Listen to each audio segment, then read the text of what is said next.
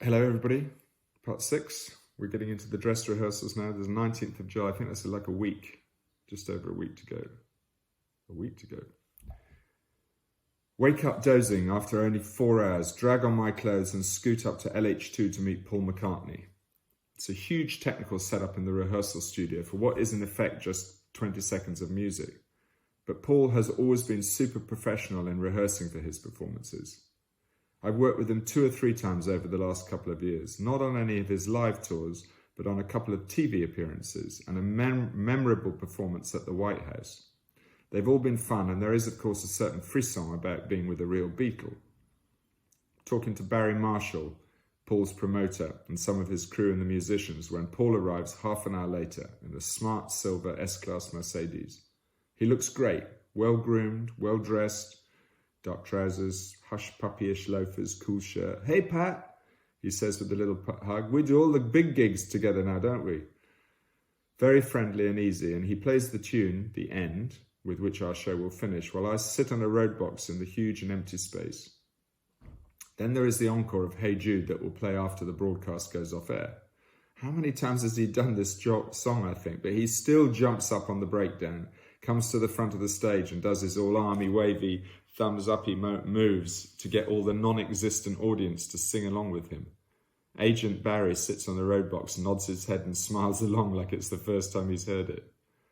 Paul does this, "Okay now, just the girls by themselves," which I always think is really hokey. So instead I suggest he does, "What about, okay now, just the athletes by themselves?" Could be a big moment. The sun is shining as I head west to Stratford and my spirits lift. So there is something to be said for blind optimism after all. 21st July. Our first dress rehearsal today. I'm prepared to be disappointed during the run tonight, as this will be the first time that we have seen the show play out with all the camera... I'm prepared to be disappointed during the run tonight, as this will be the first time that we have seen the show play out with all the cameras, but also, more importantly, at the same time as the broadcast in terms of the natural lighting. We'll start in daylight, reaching the climax of Industrial Revolution when there's still some residual light left in the sky, and then into darkness for the helicopter jump. As it's the first time this will all come together, there will be some adjustments to make and lots of notes before the second dress on Thursday. But once we begin and watch the cut on our monitors, we see something extraordinary. The Industrial Revolution is a triumph. Exciting, dramatic and beautiful. SOS looks pretty good too. Mr. Bean, simple and beautiful, and thanks Tim, while we've been overly busy and while it's still a little bit busy and a bit messy, still has some wonderful shots of the dancers. Then the athletes' parade is rehearsed with volunteers taking the part of the athletes and looks pretty good and well lit. If not quite Beijing-like, at least as elegant and nicely seen. There are lots of eggy bits and some dodgy transitions, but generally the show looks like a show, and afterwards we're back on a high again. Adam and I share a quiet moment afterwards. This could be something special. The helicopter sequence is mistimed tonight, but still looks impressive. This was rehearsals we did after the audience had left. The helicopter sequence is mistimed tonight, but still looks impressive. I'm monitoring the radio traffic between Stadium Control and the 2 helis, one for the drop, one for the camera. Stadium Control approaching Bravo, crackles from the speaker on my desk. To save time in their transmissions, all the aircraft movements and commands are defined in codes, each of which is James Bond related.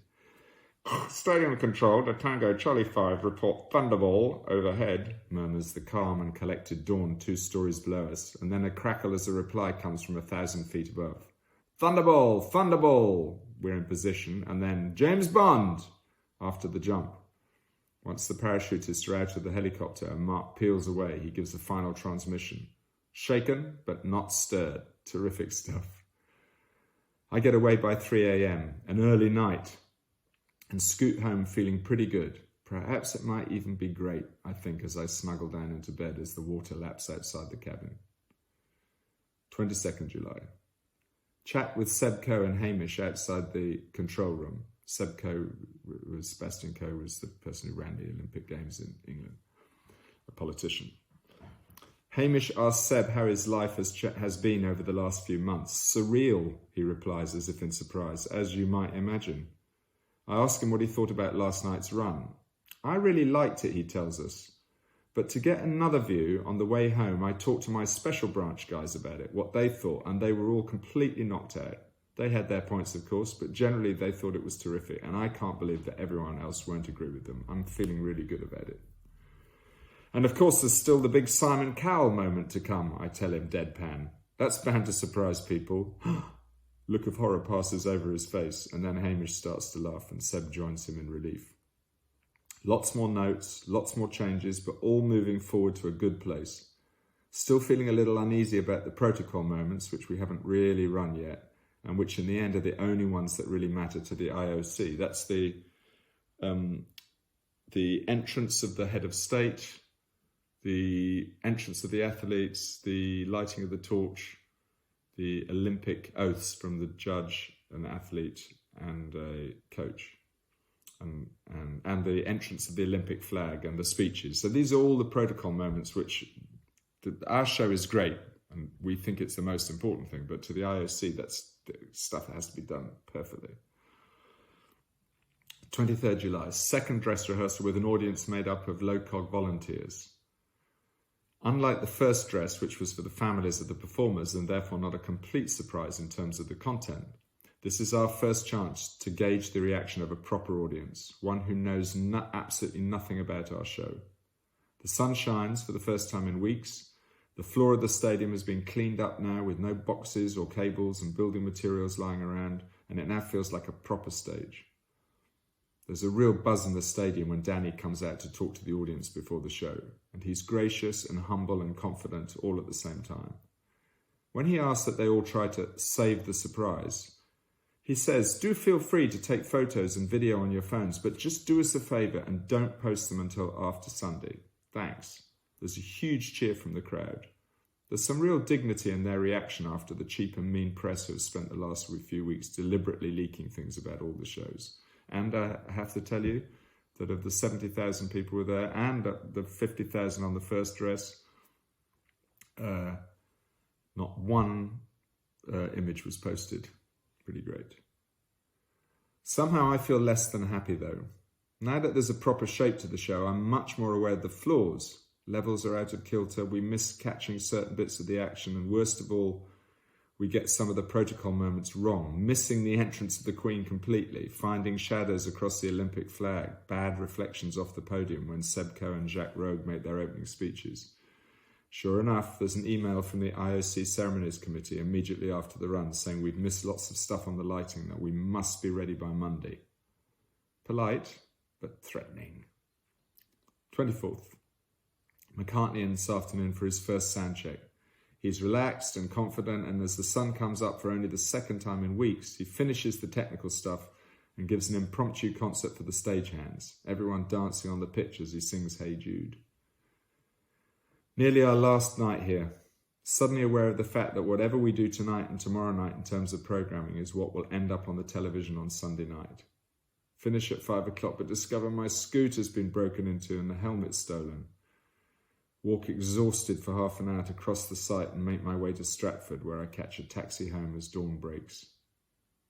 25th of July, get in early and spend a delightful hour backstage with Mike Oldfield, who I haven't seen since I toured with him 12 years ago.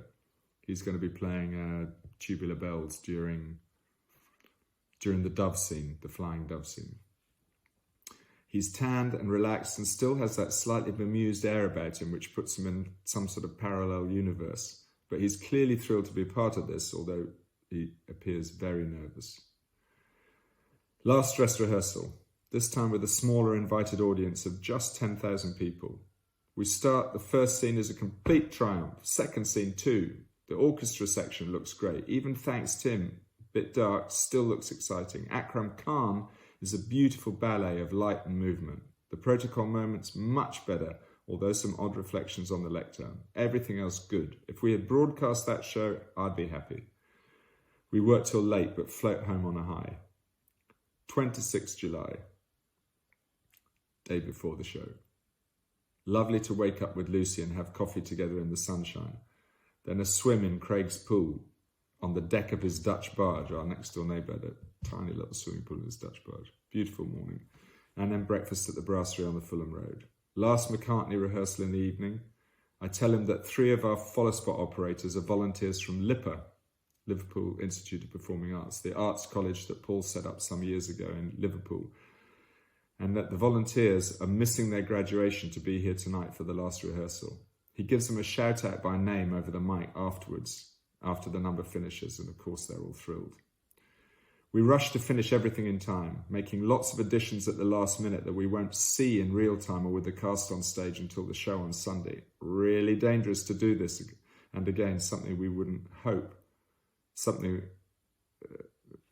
That's not right. Anyway, really dangerous to do this again, and we just hope that it works on the night. Down in the control room with Danny to look at a couple of things before we finish for the night.